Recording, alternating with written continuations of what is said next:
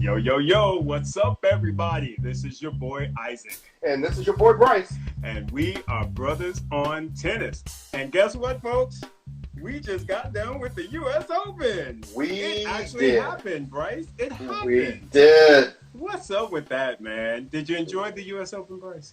I did. I mean, Yeah. I was thinking about it yesterday, and I was thinking that with everything that's gone on, with us not even really knowing for sure if the U.S. Open was going to happen, with all the comments about the restrictions and the bubble and who's there and who's not there, and I'm telling you what, it was one of the more enjoyable U.S. Opens I can remember watching in quite a while, and I think there's a lot of reasons for that. But I just want, on behalf of Brothers on Tennis, from anyone that's out there that is listening, from the USTA, you guys should be applauded. You guys did an excellent job. The tournament, I mean, with the exception of just a few hiccups, which you're going to have, you know.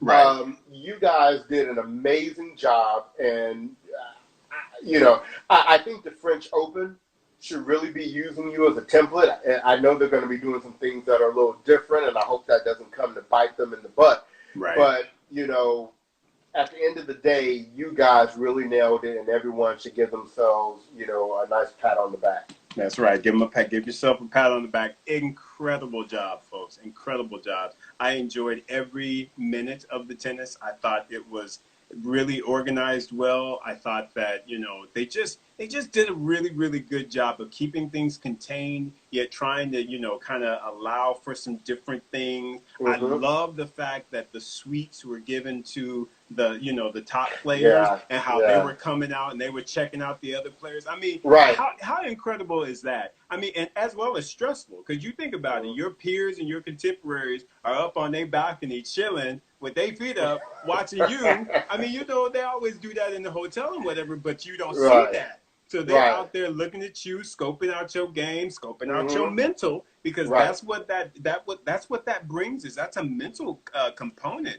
Can you perform in front of your peers when they sitting right there watching you and looking at you? Dude, I really, really enjoyed this U.S. Open. I thought it was fantastic. Excellent. Right. And I know we have some people that are chiming in. We're on both Instagram Live and we're on Locker Room. And we have some people chiming to get on. Andrew, I see you, and we're going to get to you in a moment. But we want to get to our initial reactions on the results from the U.S. Open. And look, let's start with the women. Yeah, right? Let's start with the women. Let's get with it. Right. So at the U.S. Open, we had a situation where the Final Four came down to Naomi Osaka against Jen Brady, and we had in the other semifinal, we had. Oh, why am I drawing a blank right now? We had Serena Williams, against Vika Azarenka, who has always presented challenges to Serena Williams. I mean, and Bryce, I'm just gonna put it. I will fight with anybody that says otherwise. That was some of the best damn semifinals women's tennis I have seen. It just them women went out there and they was like, look, I don't know about you, but I want this. And I am not about to sit around and play with y'all. I'm about to put my game out there. And I'm telling you what, that Naomi Osaka Jen Brady match, what? Right. I was sitting there like this. It doesn't get any better, bro. I was literally hanging on to every single point. It was so good. Right. They was battling. Go ahead. Right. And Osaka said that she felt like that was one of the top 3 matches she's ever played. So that tells you how she felt about that match. Now, although I always felt that Osaka was going to win, even when she lost the 1 set, because this is the one thing I've been saying about Jen Brady. She's playing really well now, but, to really take home these tournaments that are not the Lexington Open, right, she's got – no, I mean, there's no disrespect. I mean, that was good for her, but she's got to beat and play a different class of tennis player, which Naomi Osaka was. Correct. And so Jen Brady, I know her head should be held real high. She had a wonderful tournament. She got some nice coin in her pocket. She got some nice points added, to her ranking. But I think she also got a glimpse at what she needs to do to be able to take it to the next level. And she's young and she's got time. And like I said, Osaka's just a different class of athlete for her. But I think Jen Brady has a tremendously bright future ahead of her. Honestly, I honestly feel like next year, Jen Brady's going to scratch her way into the top 10. She probably will even be in the top 8. I feel like she will make the Women's Year-End Championships in 2021. Her game is that good. Her mental is that good. And I just grew a level in respect for her, bro. She played an outstanding U.S. Open. She wasn't scared of nobody. She got a hold of Kerber and was like, "Ain't nobody scared of your little lefty game. Get away." You old school. Like, you old school. This new school. What? Right. Bruh. I'm telling you, I was thoroughly impressed with Jen Brady. Thoroughly impressed. And oh, so good. So, no, she has nothing to hang her head on. She played a match. I mean, she lost to the eventual champion. So, I mean, that's the one thing that if you ever lose in a tournament, you want to go down to the eventual champion. Because hey, they was doing the thing. They were. Now, I will tell you this. We'll talk about Osaka more because we'll talk about her from the finals. Yes. Let's go down to the other semifinal with Azarenka and with Serena. Now, here's the funny thing. We remember when Venus beat Azarenka at the Lexington Open. I mean, it just beat her good. So somebody said they felt like Azarenka put a root on Venus and took her abilities after that match and used those for the next couple of weeks at the Western Southern and at the U.S. Open because there was a complete reversal of skill sets after that tournament. Good Lord, Bryce. Okay, how many words could I use to express Vika Azarenka, bro? I don't, like you said, she found something. I don't know what it is. I sure wish she would hand some of that over to me because I would love to spread some of that around. She got up in the Western Southern, first of all, and clowned and showed out, got to the final, and was like, "Yo, where Naomi? Where you at?" And Naomi's like, "No, I ain't got time for this right now. I got a Grand Slam. I got to get right." Right. So Azarenka got her crown, got her coin, and then got up in the U.S. Open and was like, "Yo, I'm straight up happy. I got my little kid with me. I'm a mama. I'm chilling out here. I'm rid of all that custody drama and all this other mess that's been messing with my head." And oh, by the way, I need to remember, I'm one of the best returner serves in the game, but in the women's game. Why am I not accentuating all of the stuff I got? And it just started spinning. And she was like, "You know what? I'm about to go up in here and just do my thing." Vika Azarenka played some tennis, Bryce. She played some tennis in this U.S. Open, bro. She did. And I'm going to tell you what, and this takes nothing away from Vika because Vika played an amazing semifinal. But I was so disappointed with Serena because she was playing with my emotions. I mean, she had me so hyped when she gave Azarenka that breadstick in the first set. That was probably the best tennis I have seen Serena play in. I can't even tell you how Since she came back. And I said, okay, Serena knows it's time to turn it up and handle business. And I just figured she'd win that next set, 6-3, 6-4. She'd run it on out. She had never lost to Azarenka in a major before. She had an overall record of 18-4 over Azarenka. She was comfortable. She knew what she had to do to win. And although Serena's game did go down some, it absolutely did. Because I still say Azarenka would have won if Serena had played at the level of that first set in the beginning. But that is one of the differences about Serena Williams these days. Correct. She is not able to play at that level for an entire match. And so when her level dropped a little bit, Vika's went up. And Vika absolutely won that match. It wasn't that Serena lost that match. Nope. Vika went and she won that match. She did. And what changed it, that second game. That second game in the second set. Because Serena, like I said, she just let off the gas. Just that little bit. Just that little bit. And Vika was like, man, I'm about to get hyped up in here. And you could just tell she just started fist pumping. She started being more vocal about it. Right. She was like, I ain't about to let this heifer get up on me anymore. But she was like, bump that. And you could just see it. I remember when I can't remember what the point was, but she turned around, she fist pumped, and she looked at the box. I was like, oh, snap. I was like, Vika looked like she getting fired up. I said, she looking like she catching fire. I said, Serena, don't you sleep. And that's exactly what happened. And that's what they even said in the interview. Serena was like, I just, I feel like I let up a little bit. And then the next thing I know, she was just hot. She was the hot chick. And it's hard to break that momentum, bro. It's hard to break that momentum when you lose it. And but just, again, outstanding tennis, though, bro. God, those two matches were crazy. My heart was just all over the place after that match. And I felt bad, because, we always love the queen. We want the queen to do her thing. We want her to get 24. But I have to be honest with you, bro. On this day, I couldn't be mad at Azarenka. I could not be mad at Vika. I was like, Vika, hey, you went and got that. You went and got it. After getting spanked up in the first set, you went and got it and said, no, sister, not today. Right. Boom. Well, I'm going to tell you what. Before we get to the finals, who just calling me knowing when I'm recording? But oh, Bryce, can you hear me? My locker room went out again. Are you there? That's okay. All right, I was about to say my locker room went out again. Come on, man, I'm just getting hyped. So these are all learning lessons for us. I got to learn I got to turn off not accepting any calls. Oh, there you go. Yeah, y'all. We're calling Bryce. Yeah. Y'all get your money next week. Y'all know what time it is. It's 5 o'clock on Monday. We have been like we're not cheap. Come on, people. So anyway, before we get to the finals, right? I've been saying this to people online about Serena. Yeah.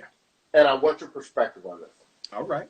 For me, this was the opportunity to get number 24. And watching Osaka play, I started to get a little nervous because I was like, if Serena gets into the finals, I'm not completely sure that she's going to beat Osaka. She had like all kinds of stuff kind of going on the court and off the court that was making it kind of like, this may be meant to be for Osaka to win this tournament. So I wasn't feeling that great about Serena winning the finals anyway. But the fact that she lost to Vika, it's kind of got me feeling now that Serena may need to get comfortable with that 23 number. And this is the reason being. She's always going to be a threat as long as she's out there because she's Serena Williams, right? And I think you say all the time, you think her best opportunity is Wimbledon, and I agree with that. And so you can't never just look over her in a draw and be like, oh, that's Serena, I'll do this, I'll do that. But I think the days of her just going in and winning a tournament without any help are over. Usually Serena and Venus would always say, put me anywhere in the draw, you got to win 7 matches, doesn't matter, bring them or whatever.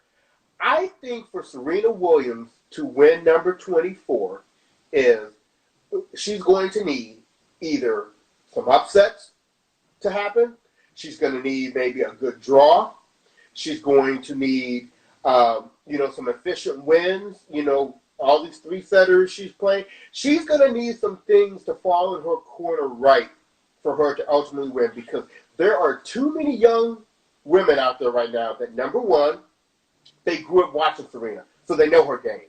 Yep. Number two, they grew up playing like her, so where Serena and Venus used to always be the hardest hitters on tour, maybe not so much anymore. These women can hit with them. The locker room fear factor, where they will always say Serena will come up out and automatically be up a break just on locker room intimidation. These chicks ain't scared of Serena Williams, and they've seen too many people beat Serena Williams and how you can beat Serena Williams, and they know Serena Williams now gets nervous. Yes. And so if they hang around long enough to where they can get her in that situation, they just might I'm not going to get all Matty Moss Clark on them, but they just might come out with a win. What do you think? Yeah. It's it's just that getting old thing, bro. It's that getting old thing. We all experiencing it.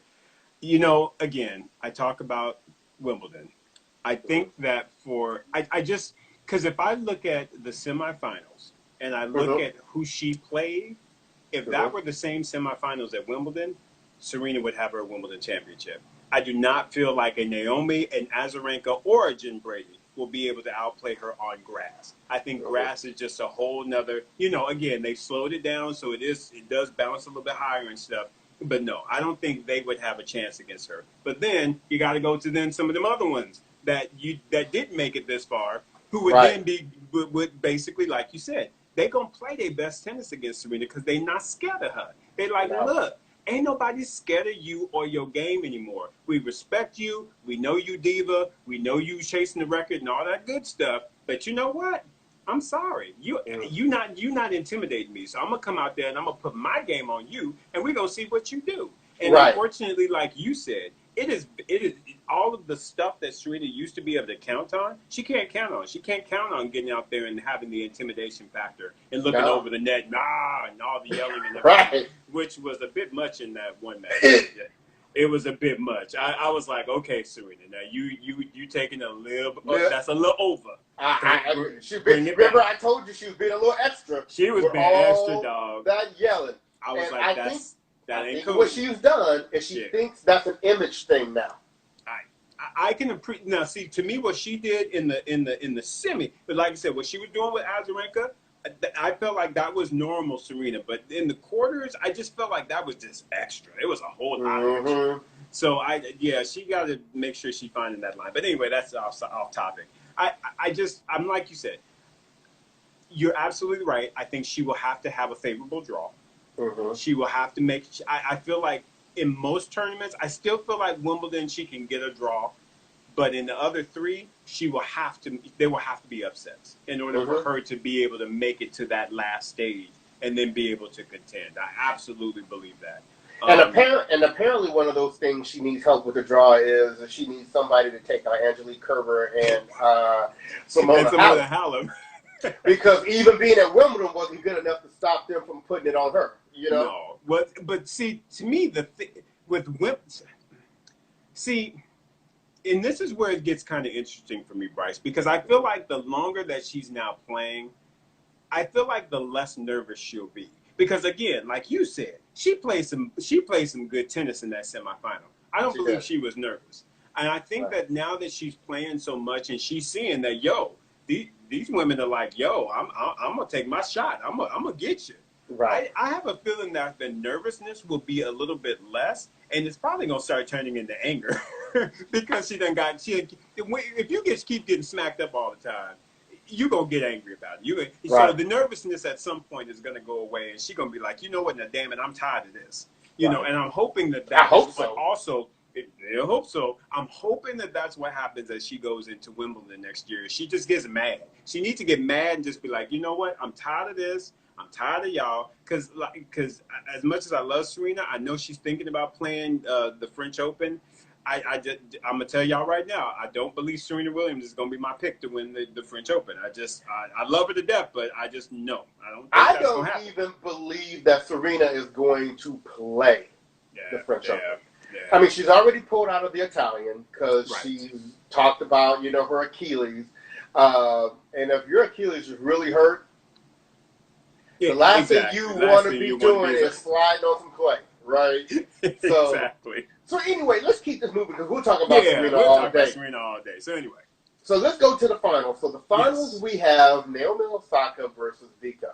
Yes. And the first thing I'm going to call out is I just thought it was poetic that the final score ended up being the exact same score that Vika beat Serena with. Yep. That was hilarious.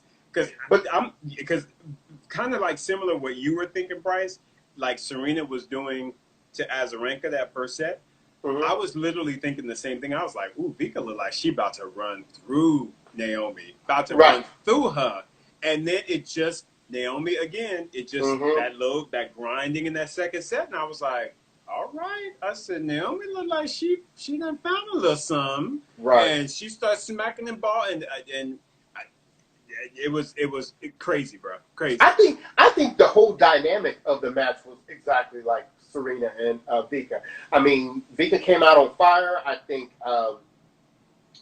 Naomi was a little nervous.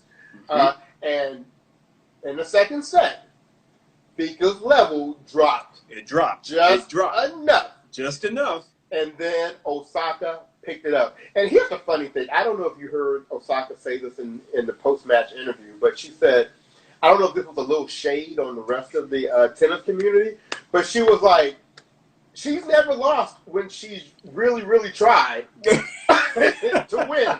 So I was like, okay, I don't know if that's shade or she's just trying to put that out there. But that's the thing, Bryce, and that's why I have to be honest with you. I've been on this roller coaster with Naomi Osaka. I was loving her. Then when she got rid of Sasha, I was like, and now I am absolutely loving her because Naomi Osaka is all about just putting out just flat out truth, and she just like, you can deal with it however you want, but she is throwing that stuff out there just like, look, it's the truth. That's what I respect about her so much is because she's so like innocent and naive yet just so like brutally like honest and throwing it at you. And I'm gonna tell you what. Remember the interview and when Ted was asking her about the mask and he was like, so what were you trying to get out of that? She was like, what'd you get out of it? And I was just like, dude, that was such a perfect response because that's what she was trying to say. It ain't about me. I know about this. I know what I'm trying to do. My thing is trying to make y'all do some research and really build yourself and learn yourself. Get you some knowledge. I love the fact that she threw that shit right back at him when she was like, but what did you learn? And I was just like, that was classic, bro. Well, and like we've been saying, Isaac, for everybody that's listening, if you don't know, Naomi Osaka is the new face of the WTA. Yeah, she is. Absolutely. She's the new face. And I'm happy. I'm happy for her. That Asian blood ain't no joke. Right, yeah. I mean, she's solid, and she's got an amazing game, and I'm happy that she's happy with her new coach. Yes. I love Wim Facet. Good guy. Good guy. She got that. She got the boyfriend, even though they're going to have to work on the boyfriend a little bit with the brand. Him out there they're going to have to work on him a little bit. Giving the middle finger in the picture with the trophy and all that. I mean, I understand you being you, but just remember. Don't mess up your girl thing, right? Exactly, else you're going to get dropped. You will get cut. But I was so happy for Naomi Osaka to win. And you got to, like they said, she's got 3 majors at the age of 22. 22. And she's not showing any signs of slowing down right now. So I'm thinking Naomi's going to be double digits, brother. I mean, I really believe she going to get double digits because she looked like she the real deal. Man. Now, I'm trying to keep an eye on time because I know we're only got an hour with Instagram. That's right. Props to you, Naomi Osaka. Bless our lives and come be a guest on Brothers on Tennis. You know, if you really want to keep it real, and you want to bring Corday with you too, come on. Come on here. We got you right here. So let's talk about the men. Yes, sir. All right. Just real quick, Bryce. Go ahead. Vika Azarenka. Baby, kudos to you. We got to give a shout out to Vika as well because I'm gonna be honest with you. Going into that title match, I would have been okay if Vika had won. Good job, Vika. Good job with the Western Southern title. Good job on being finalist. Good job on being back on the scene. Good job. Really happy about that. Yeah. Yep. So for the men, the semifinals. Now, we had one that we were really interested in and another one that was appropriately called a Buster semifinal because we have Pablo Carreno Buster, as Nick Kyrgios calls him, playing Alexander Zverev in the first semifinal. And, I mean, I was surprised. I was surprised that Busta came out and took the first 2 sets. I'm surprised that Zverev had the resolve to come back in to win in 5. Absolutely. So, what were you thinking? Yeah, man. I mean, I have to be honest with you. This was not a match that I watched every point. I fast forwarded through a lot of it. I did watch it on DVR. I did not watch it live. But I tell you what, it was a very interesting match. Like I said, Karina Busta, when he took those first 2 sets, I was like, okay, it doesn't look like Sasha came today. He's not showing up. And then it just all of a sudden his game just flipped. And it's like you were saying, it's a common theme. It's like the other person's, game just went down just that much. Because you could tell Karina Busta's game came down just enough. And here comes Zverev, and he starts popping in serves and hitting big balls. And I'm just like, okay, he's looking like he might try and mount a comeback. And sure enough, he was like, "Anybody scared nobody, Buster? Get yourself out of here." He was like, "Please." Right. Like, I have been to the year-end championships. Can you even spell year-end championship? I won it. Yeah, exactly. I won it. Yeah, got the way. So you used to lose me in the semifinals here. Go ahead and take this L. So, but what I was really disappointed in was the second semifinal, because I thought that was going to be the making of a great match. And I hate to say this because I love Medvedev, but, I don't know what was going on with the forehand. For him to go out in straight sets to Team, I was very, very disappointed. Props to Team, but I was disappointed. I've got a theory, Bryce, and this is the thing, and this is what we were talking about wanting to see and understand. Remember, Medvedev to this point has always been the underdog. He has never been the odds-on favorite. When he got in that match, remember, when the last 4, who was the odds-on favorite to win? It was Medvedev. Medvedev, exactly. Right. And what is that? Pressure. Pressure down on me. I was about to start singing the Billy Joe pressure, but we'll take that one too. I mean, I'm telling you, bro, that pressure got to him, and that's what that was about. He got up in there. His game wasn't flying like it typically does. And mind you, Team got that heavy game, and he ain't no joke. But still, you could tell Medvedev's game was not popping on all cylinders. And he needed that in order to get past Dominic Thiem on the day. And he just didn't do it. And I was shocked he didn't even get a set. I was like, at least he's going to take that third set. Because he was up, and then remember he got broke, and then they went to the tiebreaker, and I was just like, he about to lose this. He about to lose this. And see, I thought with Medvedev, because you could see that ankle wasn't right with Thiem. And actually, I'm going to give Thiem even more props for that, because you could really see it wasn't right in the finals. Exactly. But I thought, Medvedev was going to take advantage of that. The longer he could have made that match go to run him, I thought he was going to eventually potentially pull it out. But I'm going to be very honest with you. If anybody truly deserved to win a major during this period with the big 3 out, it's Dominic Thiem. Absolutely. Right? Absolutely, bro. I mean, when you 0-3 in finals, and again, you've lost those 3 to the big 3, if they ain't around, you definitely deserve to get that title. And man, I'm happy. I'm so happy he won the U.S. Open. I really am. Because let's talk about that final. Let's talk about that final. Go ahead. Man, I don't understand what exactly happened those first 2 sets. I think it was, again, like you were saying, it was a little bit of the movement, a little bit of the ankle. I don't know if it was Dominic Thiem being tight or if Zverev just was like, yo, I had my spirit drink. Yeah, because he came out there and he was busting 130 plus, 135 plus serves. His ground strokes were just big, dude. He was taking them and just crushing on everything. He was coming to the net. I was just like, who are you? Right. What the hell is this game? I was so impressed with him those first couple games. I was like, this dude is actually out here to take this U.S. Open. And I thought he had it. The way he busted up on him on the first 2 sets, it was amazing, Bryce. That was some incredible tennis by Sasha Zverev. What did you think about that? Well, I know we haven't been answering some of the comments coming in right now, and I promise you guys I'm going to get to a few of these at the end. But I want to respond to this one I'm seeing on the screen right now. Will this U.S. Open title have an asterisk? Absolutely not.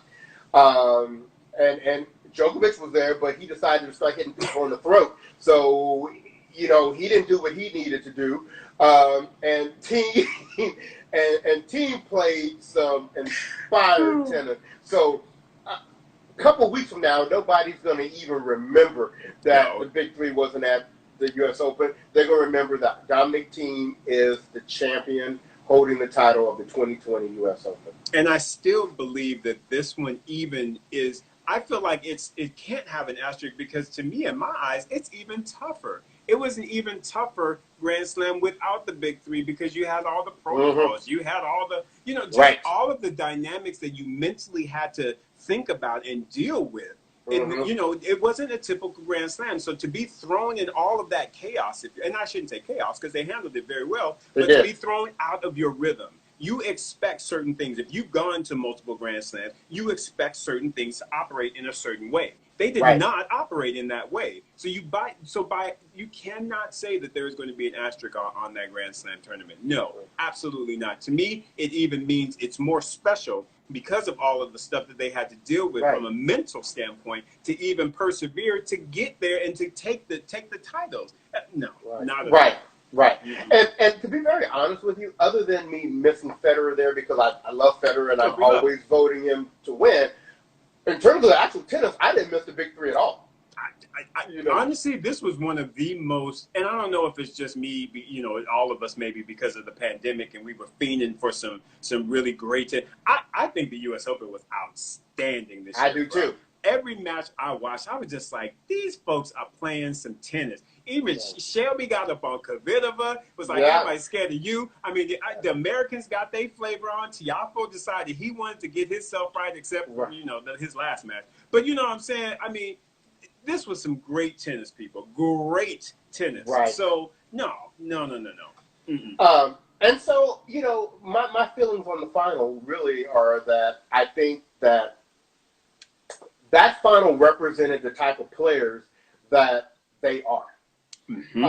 Sasha does well when he's on. Right. Thiem is a battler. Yep. So Sasha was doing well while he was on. Right. In the first two sets.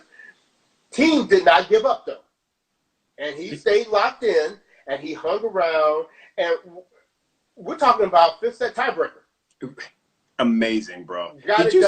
Did you see how much running he did in that match? The endurance of that guy is just sick. It's on a bum ankle. On a bum ankle. And he was out there running everything down, getting to every ball. Standing, like I said, he was 19,000 feet from the back of the court, and he was just making it work. And to put out that type of an effort, man, Dominic Thiem is my dude, man. He showed out, dog. He will backhand somebody if they mention an asterisk on that title. He's gonna be like, "What?" He was like, "Let me just get all of this that I done." Man, please. Oh God, that final was so good. To come back as well as, like I said, because to be 2 sets down like that, he just battled. He battled, got that third set. He battled. Got that fourth set, and I was like, "Oh shit, it's on now." When you get to a fifth set, hey, throw it up. Anything can happen. Anything can happen. And I'm so glad that it was a fifth set tiebreaker, and they didn't have to do this whole win by 2 till you get to 12 games or whatever. No. Let's go ahead and let's get it finished and let's get it done. Exactly. Before we jump off the U.S. Open, because we are trying to stay mindful of time. Shout out to Asia Muhammad and Taylor Townsend for making it to the semifinals of the women's doubles. Broke my heart that they didn't make it to the finals because they were up a break in the third set, but wonderful result, and hopefully they'll be able to build on that going forward. I absolutely agree with that, bro. I mean, just nice job, ladies. Good job, and getting to the semis and good play. And hey, keep it going. I believe they're going to go to the French, right, Bryce? Oh yeah. They'll definitely be there at the French. So what we're going to do is AK and Andrew on Locker Room. We're going to get to you after we hit this next segment. For the people that are on Instagram Live.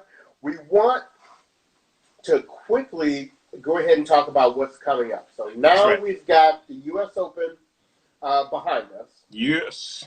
Time for clay. Right. It's time for clay season. and the Italian Open started this week. And, you know, we have a lot of the people that didn't come, or basically all the players that didn't come to the U.S. Open are there at the Italian Open. And we also have some very interesting matchups. And I just wanted to mention two in particular because they're just so funny based upon, you know, you do really well at the U.S. Open and you get rewarded at the Italian Open for your first match. So for the men, you know, we have Pablo Carreno Busta. I'll call his name officially right so that y'all know I do know how to pronounce it.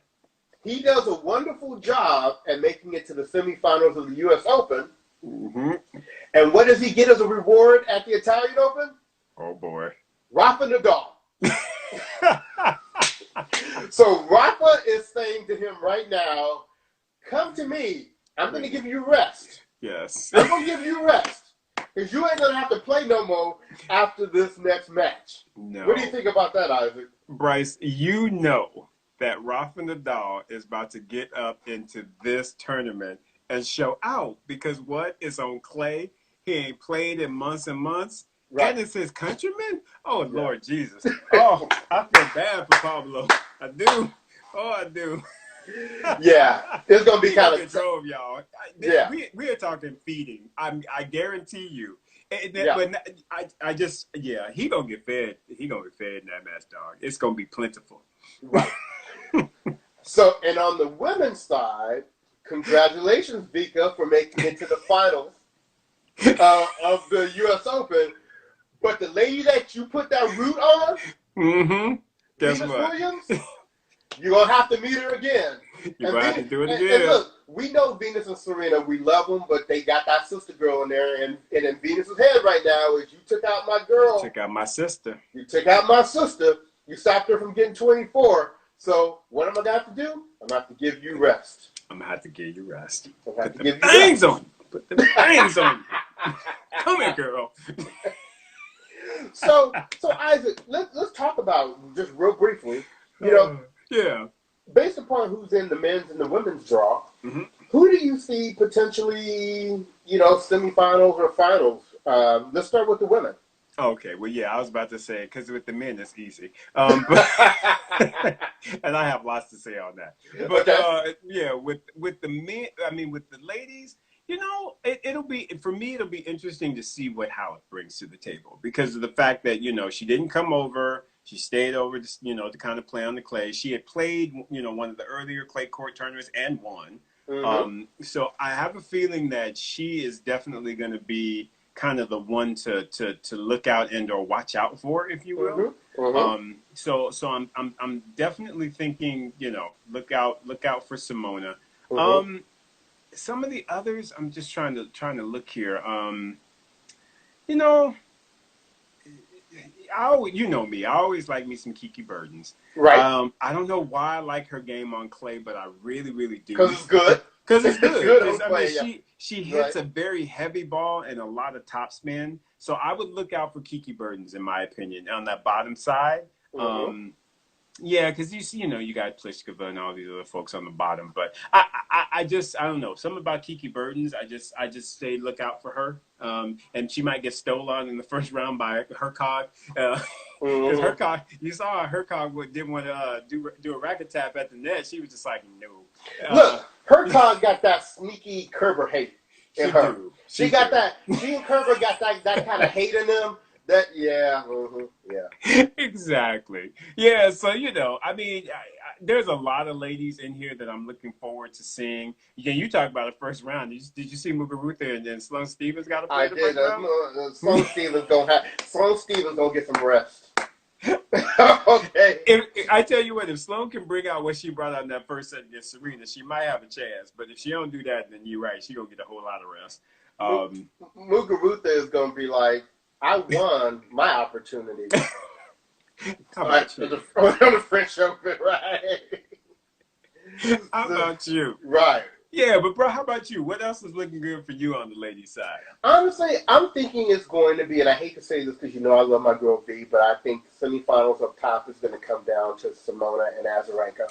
Yeah. And I think on the bottom it's going to come down to, I agree with you, with Kiki Bertens.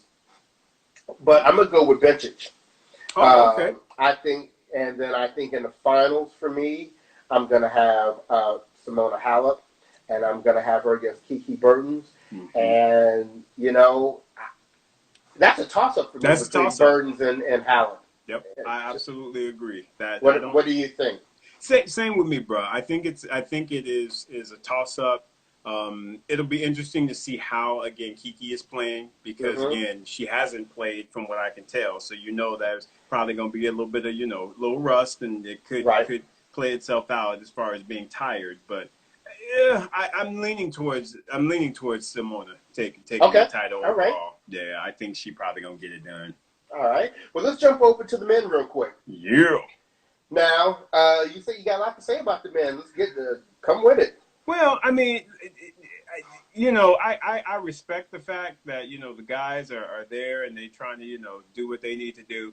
But there's a couple guys who are not going to be playing around, and that's going to be Nadal and Djokovic. Because Djokovic will have something to prove based on the fact that he got kicked out of the U.S. Open. So, he's salty about that. So he's going to spank up on a whole bunch of folk that get up in his way. So I just expect him to be a bit ruthless as it relates to who he comes up against. And Nadal, like I said, he's been itching to. I mean, it's clay. It's his best service. He's been itching to get back and play. He is going to. I just feel like Rafa is going to absolutely destroy some folks. He might break some folks' confidence. He might have them crying as they go off the court like, that motherfucker told me.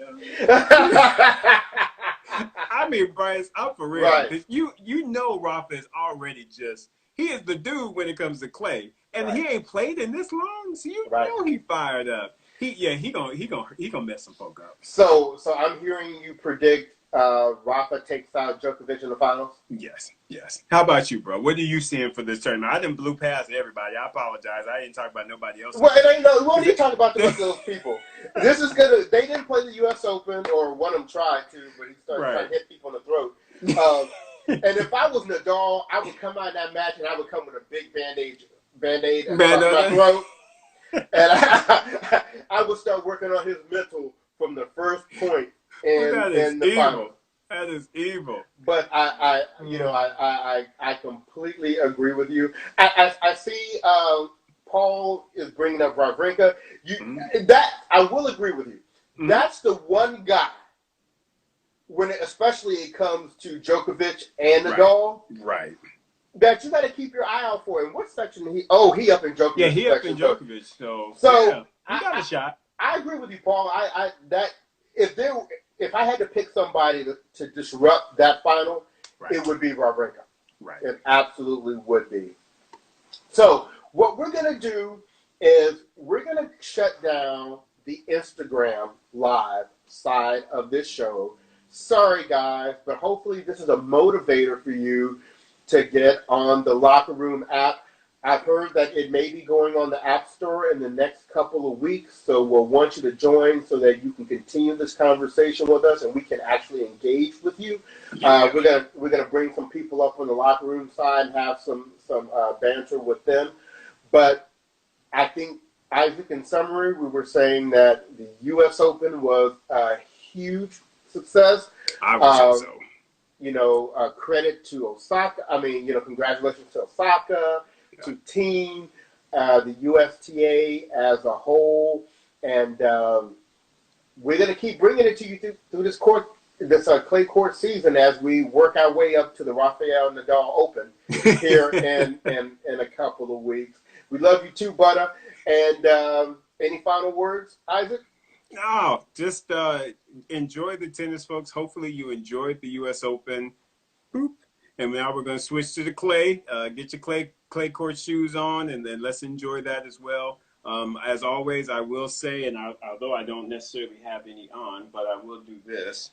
Do not forget, go get you some Brothers on Tennis gear. It's out on our page, www.brothersontennис, BRUTHAS, brothersontennis.com. Get you some merch, and let's work it out. Outside of that, man, y'all be good. Bryce, what about you, brother? That's it. So locker room people, stay on. We're coming right back to you right now. And for our podcast listeners and to our Instagram live followers, this has been your boy Bryce. And this is your boy Isaac. And we are Brothers on Tennis, and we'll talk to you again next week. Take care.